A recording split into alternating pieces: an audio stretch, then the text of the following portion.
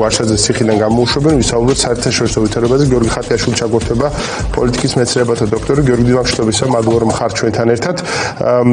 დასრულდა ძალიან მნიშვნელოვანი თავშეყრა მსოფლიო ლიდერებისა დავოსში. ასეთი მნიშვნელოვანი დავოსის სამიტი ალბათ არასდროს არ ყოფილა. ბევრი დაძაბულობის და ბევრი მოლოდინი იყო ამ სამიტთან დაკავშირებით და ბევრი რამ უნდა გაგვეგო, ბევრი რამ გადაწყდებოდა ამ სამიტზე და გადაწყდა კიდეც, ხო? გრენლანდიის საკითხთან დაკავშირებით თავარი იყო გრენლანდიის საკითხი, რომელიც ტრამპმა ეს ცენტრალურ სცენაზე შემოაგორა და საბოლოოდ თორემ მოხსნა ის შიშები, რაც არსებობდა, რომ ის არასდროს არ გამოიყენებს სამხედრო ძალას და რაც თავარია შეთანხმება შედგება დანიასა და ამერიკის შეერთებულ შტატებს შორის ნატოს გენერალური მდივნის შუამავლობით რაც გავიგეთ. თავისთავად ამ შედეგთან დაკავშირებითაც რო ვისაუბროთ, რა ტიპის მოვლენასთან ქონდა საქმე გრენლანდიის საკითხის გარშემო რაც მოხდა და როგორც ის ამოიწურა. რა მიიღო ტრამპმა, მათ შორის შიდა პოლიტიკური თვალსაზრისით, იმიტომ რომ როცა ტრამპზე საუბრობთ, ალბათ თავარი რაც არასდროს არ უნდა გაუწყდეს არის ის, რომ მას წინ აქვს არჩევნები. ბევრს საუბრობენ დღეს იმაზე, რომ რითი განსხვავდება ამერიკაც ისეთივე ავტორიტარულია, როგორც ხვები და ეს თქვენ მითებს იგონებთ, რომ ამერიკაში ინსტიტუტები არსებობს, მაგრამ ამერიკაში არსებობს ინსტიტუტები და აგერ არჩევნები მოდის, რომელსაც დიდი ალბათობით ტრამპი წააგებს და დაგვისახელონ აბა ერთი სხვა ეგეთი ქვეყანა, სადაც ავტორიტარები არჩევნებს ესე აგებენ. მაგრამ თავისთავად რა შედეგი არის ეს ტრამპისთვის? მოგესალმებით, მადლობა მოწვევისთვის. ხო, ცენტრალური საკითხი დავოსში რა თქმა უნდა იყო გრენლანდია და გრენლანდიის საკითხის მე ვიტყოდი დროებითი შემსუბუქება, იმიტომ რომ როცა საქმე ტრამპთან გვაქვს, არასოდეს არ ვიცით, მიუხედავად იმისა, რომ თქო რომ ძალას არ გამოვიყენებ, როგორ შეიცვლება ეს პოზიცია. ამ მომენტისთვის ჩვენ რა გვაქვს, რომ მარკ რუტე ნატოს გენერალურ მდივანთან მოლაპარაკების შედეგად გამოიკვეთა, რომ რაღაცა შეთანხმება შეიძლება შედგეს და ეს შეთანხმება შეიძლება იყოს ის, რომ რაღაცა იქ ბაზა გადასცენ სუვერენულ და კვიპროსში როგორც ბრიტანეთს აქვს სუვერენულ ფლობელობაში, ასე შემდეგ ასე შემდეგ. აქ რისი თქმა შეიძლება რეალურად ხო იმის გვახსოვს ჩვენ ხო რომ დონალდ ტრამპი აპროტესტებდა ამერიკის, მექსიკის და კანადის სავაჭრო ხელშეკრულებას ნაფტას, ხო რომელიც რაღაცა ორი მუხლი შეცვალეს, სახლი გადაარქვეს და მერე კვლავ ხელი მოაწერა და თქვა რომ ეს იყო უდიდესი გამარჯვება. აქაც არსობრივად მე ველოდები რომ დაახლოებით თუ შეთანხმება შედგა, დანია დაუთმობს რაღაცა ისეთ კოსმეტიკურ საკითხებს, იმიტომ არსობრივად დანია ვერაფერს ვერ დაუთმობს. 1951 წლის ხელშეკრულებით ამერიკას აქვს სრული წვდომა სამხედრო გრენლანდიაზე. გინდა ბაზა აშენე, გინდა წყალქვეშა ნამი გაუშვი და გინდა სამხედროები განათავსე. არანაირი პრობლემა ამ წუთისთვის ამერიკის შეერთებულ შტატებს დანიის მხრიდან გრენლანდიის მიმართებაში არ არის. აქ პრობლემა არის ამერიკელებს თვითონ აქვთ თუ არა ის ეგრეთ წოდებული ოქროს გუმბათის ტექნოლოგია და ასე შემდეგ და ასე შემდეგ, რომ გრენლანდიაზე განათავსოს. თორე არანაირ პრობლემას რაც გრენლანდია და დანია ამერიკას არ უქმნის. შესაბამისად ნებისმიერი შემდგომი შეთანხმება იქნება არსობრივად კოსმეტიკური, რომ ტრამპს მიყიდონ ის, რომ რო ითხოვდით, აი ჩვენ გითხოვთ, თორე რეალურად რა უნდა დათმოს დანიამ? კიდევ ერთხელ ვიმეორებ, ხო დღეის მდგომარეობითაც სრული სამხედრო წვდომა აქვს ამერიკის შეერთებულ შტატებს გრენლანდიაზე და არანაირი თქო დანია არანაირი დაბრკოლებას არ ქმნის. დანიისთვის წითელი ხაზია რა თქმა უნდა სუვერენიტეტი, იმიტომ დანია ვერ მიყიდის გრენლანდიას ამერიკის შეერთებულ შტატებს და ჯერჯერობით ძალის გამოყენების საკითხი რადგანაც მოიხსნა, ან ტრამპმა მოხსნა და ის მოლაპარაკებებით ცდილობს გრენლანდიის მოპოვებას, ჩვენ ვიცით რომ ახლა მიყიდვა არ მოხდება. შემსაბამისად, ნებისმიერი მომავალი შეთანხმება იქნება არსობრივად კოსმეტიკური, რომელიც გასახდება შეიძლება მიყიდონ ანუ მიცენ იქ რაღაცა მინერალების მოპოვების უფლება, რომელიც ასევე უნდა გვესმოდეს, რომ იქ ახლა ის მუდმივ ზრალობაშია ის მინერალები და კიდევ 50 წელი სანამ ყინული არ გალღვება არანაირი თქვათ იქ მოპოვება არ იქნება და უკრაინის მინერალების შეთანხმებიდანაც ვიცით რომ უდიდესი ბაქიბუქი და უდიდესი დრამები იყო ხო ამ მინერალების შეთანხმების ხელმოწერაზე და რა ხდება დღეს ერთი მაღარო გაითხარა ან ერთი გეოლოგიური კვლევა ჩატარდა მე მგონი არა ხო შესაბამისად ამასაც შეიძლება ვირტუალურად დანიამ დაუთმოს ისეთ საკითხები რომელიც დონალდ ტრამპი მერე შიგნით თუ გარეთ გაასაღებს როგორც უდიდეს გამარჯვებას, მაგრამ კიდევ თქვა რომ არსობრივად და სტრატეგიულად დანია ვერაფერს ვერ დათმობს, იმიტომ ამერიკას ყველანაირი წვდომა გრენლანდიაზე ამ წუთის მდგომარეობითაც კი. ამას ერთად კიდევ ერთი თემა იყო ეს მშვიდობის ახალი საბჭო, რომელიც ტრამპმა შექმნა. ჩვენთვის ძალიან ტრაგიკული შედეგი არის, იმიტომ რომ რა ვიცი, ყველა დაპატიჟეს ჩვენ გარდა, ჩვენი ყველა მეზობელი დაპატიჟებული იყო აქ და სხვა შორის ამ დავოშიც საქართველოს ერთადერთ კონტექსტში რაშიც ახსენეს არის ის საქართველოს როგორ აუვლიან გვერდს. პრეზიდენტმა ალიევმა ახსენა ამ კონტექსტში. ეს რა არის ეს მშვიდობის საბჭო და სხვა შორის უნდა გკითხოს საქართველოს კონტექსტშიც, საქართველოს ასეთი დაკარგვა. დავოში არ ვიყავით წარმოდგენილი, გვერდს აგვილის სომხური ტვირთები, როგორც აზერბაიჯანისკენ მიმავალი, ისე რუსეთისკენ მიმავალი, მშვიდობის საბჭოში არ დაგვპატიჟეს, ძიმე რეალობაა ჩვენთვის. თავისთავად რა არის ეს მშვიდობის საბჭო და რას ნიშნავს ჩვენთვის, რომ არსად არ ვართ წარმოდგენილი? ხო, დავიწყოთ იქიდან რა არის ეს მშვიდობის საბჭო, ხო ეს არის მე როგორც მესმის, ხო ეს არის ღაზის დარეგულირების კონტექსტში შექმნილი რაღაცა საერთაშორისო ორგანიზაცია დავარქვათ, ხო, რომელიც რას იზამს, როგორ იზამს ღაზის კონტექსტში გამოჩნდება, უფრო თქვა სიმართლე ეს უფრო არის ალბათ მისი ეგოსა და მისი ასე ვთქვათ რწმენა წარმოდგენების და მისი მანიის გამტკიცების ორგანიზაცია, რომ ახლა კიდე რაღაცა ორგანიზაცია შევქმნი, რომელიც თქვათ დაარეგულირებს ღაზაში მდგომარეობას. რეალურად ხო ხა მოდი არ არის ხო დასამალი, ალბათ არანაირი უფლებამოსილება და არანაირი ეფექტი ტრამპი თვითონ გაეროს აკრიტიკებს და ეხლა მშვიდობის საბჭოს რა ეფექტი უნდა ქონდეს, ხო? ღაზაში ყველაფერი გადაწყდება იმის მიხედვით თუ რას დათმობს ისრაელი და როგორ მიაწვება ამერიკა თქვათ ისრაელს და ისრაელი რა ფორმის მმართველობას დასტანხდება, ხო? ეს ერთი. რაც შეეხება ტვირთებს, აქ საერთაშორისო ურთიერთობების ორი ხედვა, ჩემი აზრით, ეჯახება ერთმანეთს. ერთი რომ საერთაშორისო ურთიერთობების არის ნულოვან-ჯამოვანი თამაში და მარტივად ვთქვათ, რომ აზერბაიჯანიდან წამოსული ტრაილერები თუ სომხეთზე გაივლის, ჩვენ დაგვაკლდება. და მეორე ხედვა არის არანულოვან-ჯამოვანი თამაში, რომ კი ბატონო, სომხეთზეც გაივლის ტრაილერები, მაგრამ ზოგადად ტრაილერების რაოდენობა მოიმატებს, ანუ ჩვენც ვიხეირებ და სომხეთიც იხეირებს. მე მაინც მიმაჩნია, რომ ხა ის აზრი, რომ ხა საქართველოს მთლიანად დაკარგავს ხა სატრანსპორტო ფუნქციას და ყველაფერი სომხეთზე გადავა და ასე შემდეგ, ეს რა თქმა უნდა გადაჭარბებულია. ჩვენ ანუ ვიმედოვნოთ და რომ თუ ტვირთბრუნვა მოიმატებს და იმედი ესეც იქნება, სომხეთიც იხეირებს და ჩვენც იხეირებს და ესეც უნდა იყოს. რომ სამეზობლოში ხანძრის გიორგი, ეს რა თქმა უნდა, მაგაზე არ დაობს არავინ, რა თქმა უნდა, სამხრეთ კავკასიაში ამ კონფლიქტის მოგვარება ძალიან კარგია და საერთო ჯამში მისი შედეგი უფრო აღემატება იმ ზიანს, რასაც საქართველოს მიიღებს. საქართველოსთვისვე, ანუ მშვიდობის დამყარება პროცესს სულ სხვანაირად გამოაცოცხლებს, მაგრამ არაფერს არ გეუბნება ის, რომ არსად არ ვართ წარმოდგენილი? აი ეს იზოლაციის ეს მასშტაბი თავისთავად არ არის მძიმე?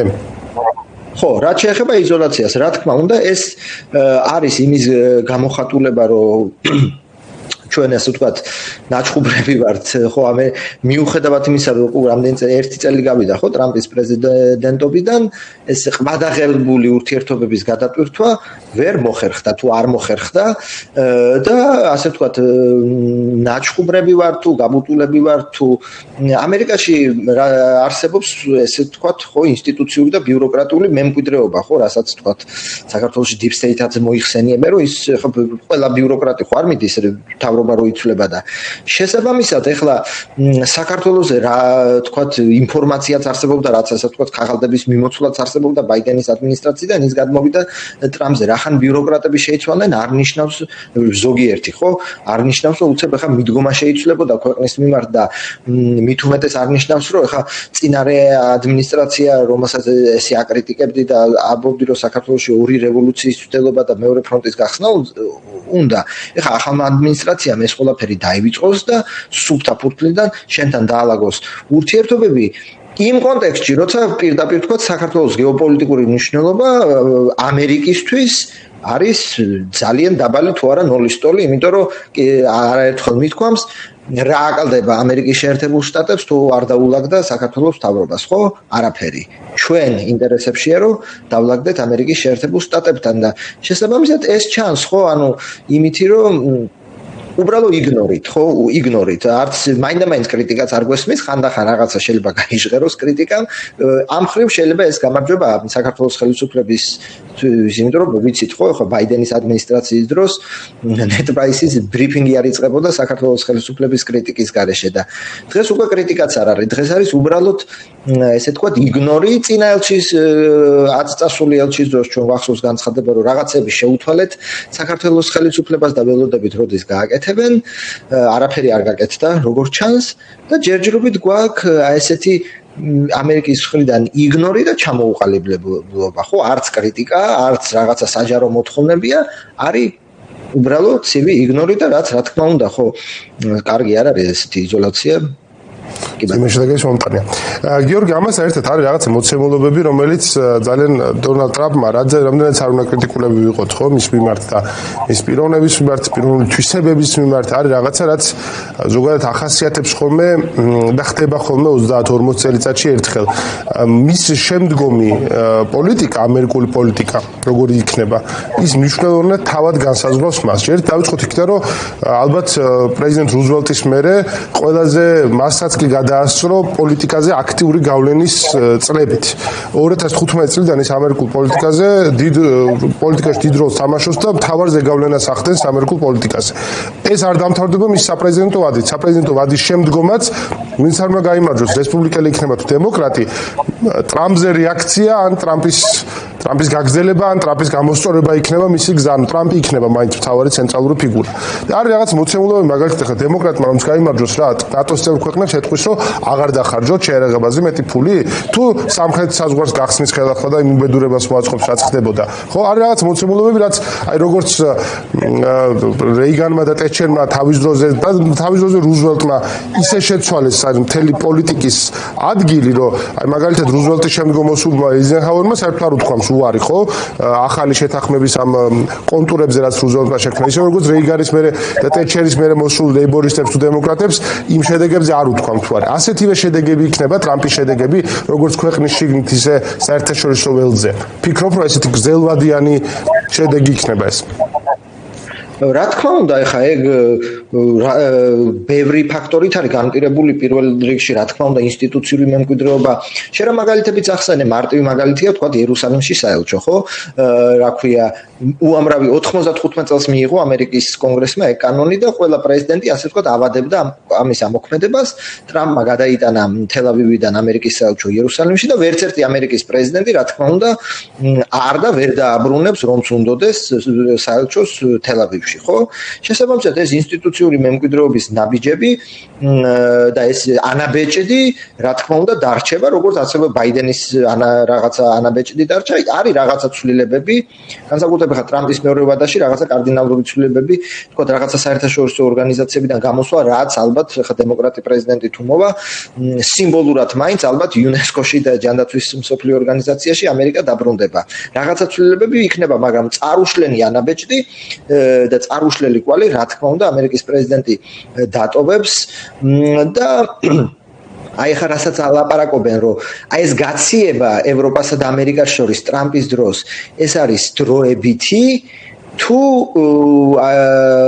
უფრო აი სხვა პრეზიდენტის შემთხვევაში თუ ეს ასე ვთქვათ ნალექი რომ ამერიკას ამის გაკეთება ჩვენთვის შეუძლია და ნუ დღეს თუ არა ხვალ ასევე იზამენ და ეს სატარიფო ომი საერთაშორისო ლიბერალური სავაჭრო წესრიგის შესუსტება თუ მოშლა არა ეს ტრენდები დარჩება თუ ასე ვთქვათ გაქრება. მე უფრო ფიქრობ, რომ ისეთი ფუნდამენტური და ისეთი ღრმა ნაბიჯები და ისეთი ასე ვთქვათ ნაბიჯები გადადგა დონალდ ტრამპმა იგივე აი სავაჭრო კუთხით, რომ მე არ მგონია, რომ შეიძლება ახლა სხვადასხვა შეიძლება დემოკრატიც მოვიდეს პრეზიდენტად და შეეცადოს ევროპასთან ურთიერთობების გამოსწორებას და რაღაცა დონის გაუმჯობესებაც ალბათ მიიღწევა, მაგრამ მე მგონია, რომ ევროპელებს უკვე და ემახსოვრებათ, რომ ყოველთვის შეიძლება ეს განმეორდეს, რომ ყოველთვის შეიძლება ამერიკის პრეზიდენტი მოვიდეს, რომელიც პირდაპირ უთხრას, რომ არ დაგიცავთ თუ ფულს არ გადაიხდეთ, ან ფულს გადაიხდეთ, არ დაგიცავთ, აი გრენლანდიის საკითხსაც ხო იყო, რომ თქვათ ევროპელები თქვათ ხაზინის ფასიან ქაღალდებს აღარ იყიდიან, ასე შემდეგ და ასე შემდეგ, რასაც ტრამპის პასუხი იყო, ჩვენ გვაქვს ყველა კარტი და ჩვენ უარესად უპასუხობთ, რაც რეალურად ალბათ ნიშნავს, რომ უბრალოდ იტყვა, რომ არ დაგიცავთ და ნატო გაუქმდება თქვენ თუ გააგრძელებთ ესკალაციას გრენლანდიის გარშემო. შესაბამისად, ეს ასე ვთქვათ, ენა დავარქვათ გულაცრუება ევროპელებს ალბათ დარჩება. ეს არ ნიშნავს, რომ ჩვენ ყოველდღურად გვესმის, რომ ევროპა უნდა გამოფხიზდეს, რომ ევროპა გამოფხიზდება, ან ევროპელები რამე ქმედით ნაბიჯს გადადგამენ, მაგრამ გონია, რომ ის ბზარი თუ როგორ დავარქვათ ეს ასე ვთქვათ გაცილება ახალი მოცემულობა, ახალი რეალობა, ხო? ამ რეალობას გაითვალისწინებს ყველა რიტორიკა როგორც არ უნდა დასწრეს და მათ შორის ხო, ევროპელი ქვეყნები დახარჯავენ თავენ თავდაცვაზე ყოველთვის უფრო მეც და ეს იქნება მოცემულობა, სხვა შორის პოზიტიური მოცემულობა, რასაც ტრამპი მიაღწევს. ქვეყნის შიგნით მინდა კითხო, ამერიკის ქვეყნის შიგნით თავისთავად როგორ გადააცოცა ტრამპმა აი ცენტრი, ხო, ასე რომ ვთქვათ, ამერიკული პოლიტიკისა. შეძლო ეს უკვე. მათ შორის საკითხებთან პოლიტიკასთან დაკავშირებით ხედვებით და არის თუ არა არსებობს თუ არა პასუხი უკვე დემოკრატიული პარტიიდან ამ ყველაფერზე. თავის დროზე სხვა შორის ტონი ბლერს როცა პრაქტიკულად ერთდროულად გაიმარჯვეს ხო ბილ კლინტონმა და ტონი ბლერმა ორივე ქვეყანაში და ტეტჩერისა და რეიგანის მერე მოვიდა ესეთი მეორე მხრიდან გაიმარჯვეს და ასე რომ კითხეს თავარი შედეგი რა იყო რომ მათ მანამდე რაც იყო ის მიიღეს უკვე მოცემულობა და ის მოცემულობასთან ბრძოლა აღარ დაიწყეს რაც ტეტჩერმა ბრიტანეთში დატოვა და რაც რეიგანმა დატოვა ამერიკაში კიდაც ფისკალური ეკონომიკური მონაცემებით ხო რაღაცაში აღიარეს რომ ეს იყო სწორი აი ეს აღიარება მოდის დემოკრატიულ პარტიაში და დემოკრატიული პარტიის წრეებში იმასთან დაკავშირებით რაც ძალიან თვალნათლივ ჩვენს რომ ტრამპი მაგალითად საზღვართან დაკავშირებით იყო სწორი რომ საზღვრის არსებობს პრობლემა და ის ამ პრობლემის მოგვარება შესაძლებელია.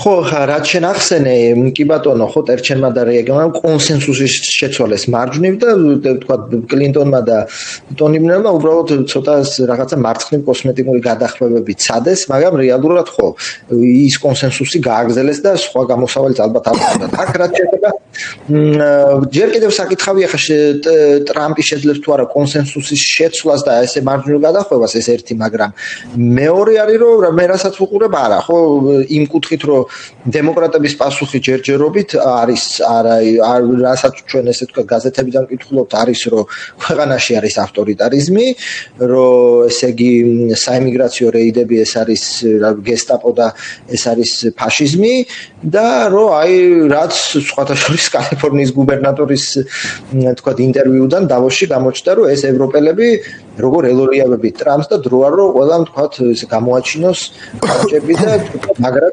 დაუდექით ტრამპს და შიგნითაც იგივე მესიჯია და მოთხოვნილება მინიმუმ დემოკრატიული პარტიის ელიტაში ესეთი განწყობებია რომ მაგრამ უნდა დაუდგეთ და ალბათ და უკვე არის ლაპარაკი ხო რომ თუ მოიგეს დემოკრატებმა მინიმუმ ერთი პალატა 2026 წელს რომ იმპიჩმენტი მესამე იმპიჩმენტი ეს არ ნიშნავს რომ რამეს მიაღწევს ეს მესამე იმპიჩმენტი დანაშაულის დადგენა ჭირდება ხარ პოლიტიკური განწყობილება ხო არ არის ეგ ხო სასამართლო პროცესი მესამე მიზეზი მოდი ასე ვთქვათ მოიძებნება სადაც ერთი იმპიჩმენტი იყო სხვათა შორის პირველი იმპიჩმენტი იყო ზელენსკისთან განხორციელებული სატელეფონო აუბრალო ენა კი მოვიდა ხოლმე მაშინ მაგრამ ნუ ეს ტერმინი ხელახლა დამკვიდრა არის საუბარი ხო რომ ანტიპატია ნუ ხა ზელენსკი რო დიდად არ უყვარს მე მგონი ხო არ არის ხა ეს ხა დიდი საიდუმლო აი იქიდან მოდის ზელენსკის რაბრალი იყო ის იმპიჩმენტი არაფერში არ იყო უბრალოდ ზელენსკის უთხრა რომ ბაიდენის შვილის საქმიანობა გამოიძიეო და ნუ იარაღს მოგცემთ არ მოგცემთ და ნუ ამაზე იყო იმპიჩმენტი რომ აი ეს quid pro quo რომ მოსთხოვა რომ ხანტერის საქმეების გამოძიების სანაცვლოდ იარაღს მოგცემთო.